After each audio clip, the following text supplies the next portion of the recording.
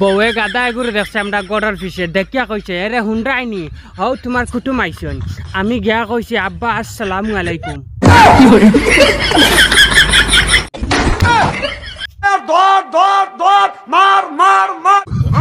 খাইল রাইট আমার বউ আমার দাদু আইয়া এক গ্লাস দুধ দিছে দিয়া কইছে এরে ফুটান খাইলাও আমি কইলাম 70 বছর বিয়া রই গেছে কোনোদিন তো এক কাপ পানিও দিছত না আমারে আইসকু দুধ কিতার লাগি হয় খাইলকু আমি বাপর বাড়িত যাইতাম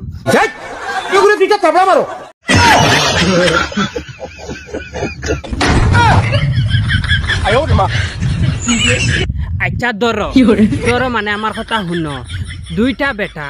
দুইটা বেটা একে অন্যরে বিয়া করি লাইছে বিয়া করার বাদে একটা বেটা মরি গেছে এখন 2 নম্বর বেটার কিতা বৃদ্ধ পেনশন মিলব নি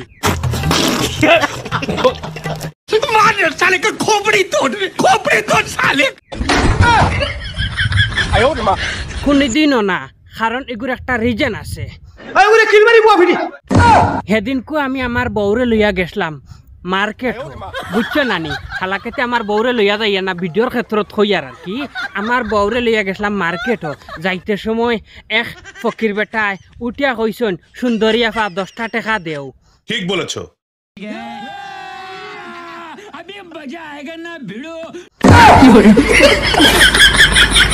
আমি কইলাম ফকির বেটারে চাচা আপনার চকুত অরিজিনাল হিসাবে সুন্দর লাগছে নি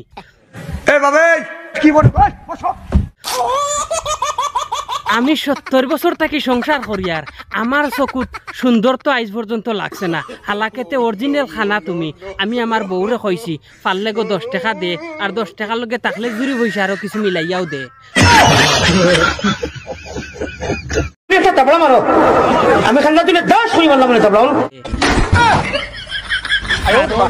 হে বেটা যখন সুন্দর কইছে রিয়েল ও অরিজিনাল হিসাবে আমার বউ আমার কাছে সুন্দর অন্যর কাছে যেছে তাওক গুমটার মাঝে তো তাকেন নানি সাব্বাস বেটা হে হয় বুড়া খালো ইস হয় না ইস হয় বিয়া হয় খালি হানিমুন হয় না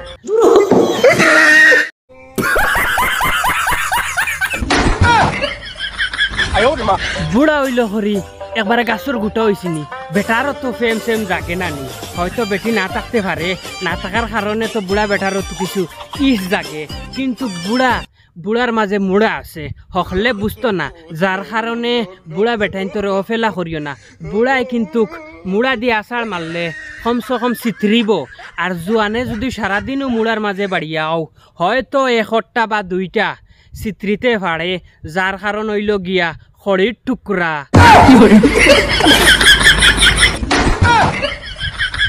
এর লাগি হই বিবেক খালাইয়া কিছু কিছু মাত সমজিও সমাজের মাঝে চলাইবার লাগি যেমন ধরো খোলা মুরব্বী এই নকল ভিডিওর মাঝে যদি ব্যতিক্রম কোনো মাত হইয়া থাকে আল্লাহর বাস্তে ক্ষমা করে দিবা আর ভিডিও যদি বালা লাগিয়া থাকে অনুরোধ করি ইউটিউবে আব্দুল ওয়াহিদ ফানি ভিডিও মারিয়া দেখবা আব্দুল ওয়াহিদ নাটক ভিডিও মারিয়া দেখবা আব্দুল ওয়াহিদ ফানি ভিডিও আব্দুল ওয়াহিদ নাটক মারিয়া দেখবা যেগুলা ভিডিও আছে অনেক